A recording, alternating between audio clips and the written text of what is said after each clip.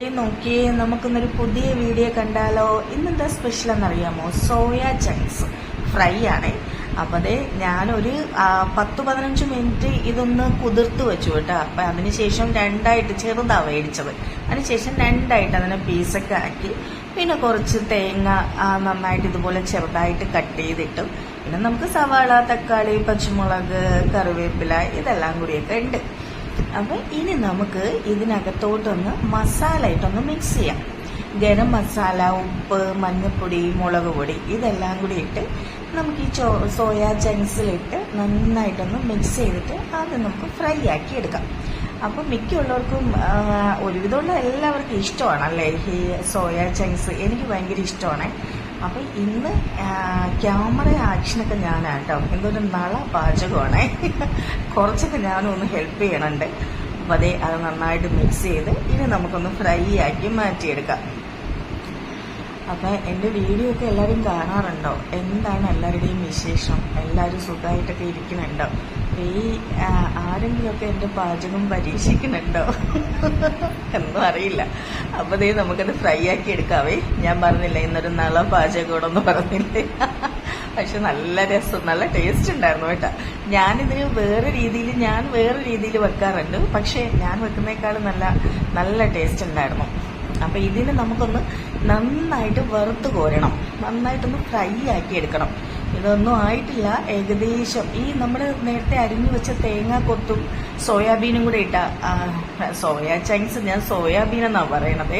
അപ്പൊ അതും കൂടി ഇട്ട് നമുക്ക് നന്നായിട്ടൊന്ന് ഫ്രൈ ആക്കി എടുക്കാം. ദേ കണ്ടോ, ഈ രീതിയിൽ നന്നായിട്ട് ഇതൊന്ന് വറുത്ത് കോരണം.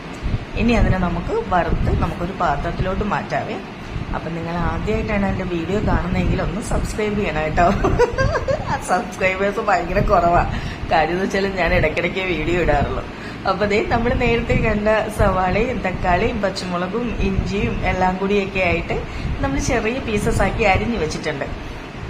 അപ്പൊ നമ്മൾ സോയ ചങ്ക്സ് ദേ അടിപൊളിയായിട്ട് ഫ്രൈ ആക്കി നമ്മൾ വേറൊരു പാത്രത്തിലോട്ടിട്ട് ഇനി നമുക്ക് മരിഞ്ഞു വെച്ചിരിക്കുന്ന എല്ലാം കൂടി നന്നായിട്ടൊന്ന് വഴറ്റിയെടുക്കാം. അപ്പൊ എന്റെ വീഡിയോ കാണുകയാണെങ്കിൽ, വീഡിയോ ഇഷ്ടമാവുകയാണെങ്കിൽ ലൈക്കും കമന്റും ഷെയറും ഒക്കെ ചെയ്യണം. അതിനേക്കാൾ വേണ്ടത് ഇതൊക്കെ ഉണ്ടാക്കി നോക്കണം കേട്ടോ. കാര്യം ഞാൻ ഈ കൂടുതലും എനിക്ക് സ്പെഷ്യൽ വിഭവങ്ങളാണ് ഇഷ്ടം. നാടൻ ഫുഡുകൾ ഞാൻ ഭയങ്കരമായിട്ട് ഇഷ്ടപ്പെടുന്ന ഒരാളാണ്.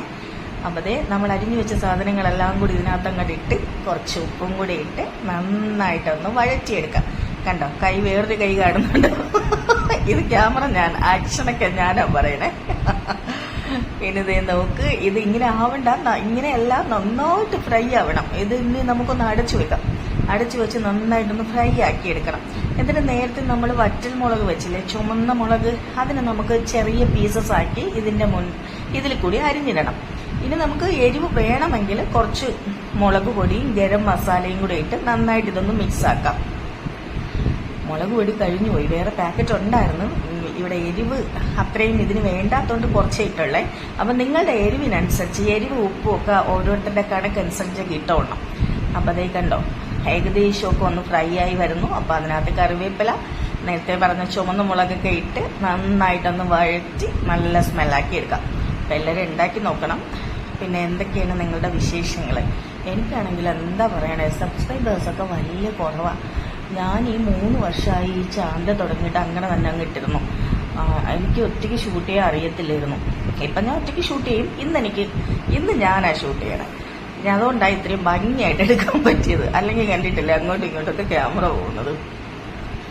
ഇനി നമുക്കിതാ ഇതെല്ലാം മിക്സ് ആയതിനു ശേഷം നമ്മൾ വറുത്ത് വെച്ച സോയ ചങ്ക്സ് ഇതിനകത്തോട്ടിട്ട് നന്നായിട്ടൊന്ന് മിക്സ് ചെയ്ത് നല്ല അടിപൊളിയായിട്ട് ഫ്രൈ ആക്കി എടുക്കാം. ഇതൊന്നും ആയില്ല, ഇനിയും അങ്ങോട്ട് നന്നായിട്ട് മിക്സ് ചെയ്യണം.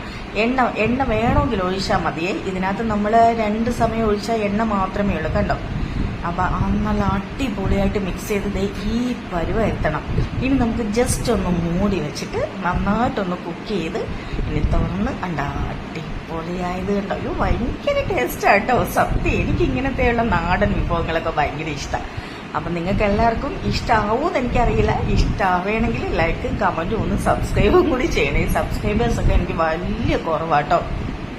അപ്പൊ എല്ലാവരും ഉണ്ടാക്കി നോക്കുക. എന്റെ അടുത്ത വീഡിയോ കാണാൻ വേണ്ടി ബെല്ലൈക്കണും കൂടി ക്ലിക്ക് ചെയ്യണേ. അപ്പൊ എല്ലാവർക്കും ഇഷ്ടമായി എന്ന് വിചാരിക്കണം കേട്ടോ. അപ്പൊ അടുത്ത വീഡിയോ ആയിട്ട് കാണാം.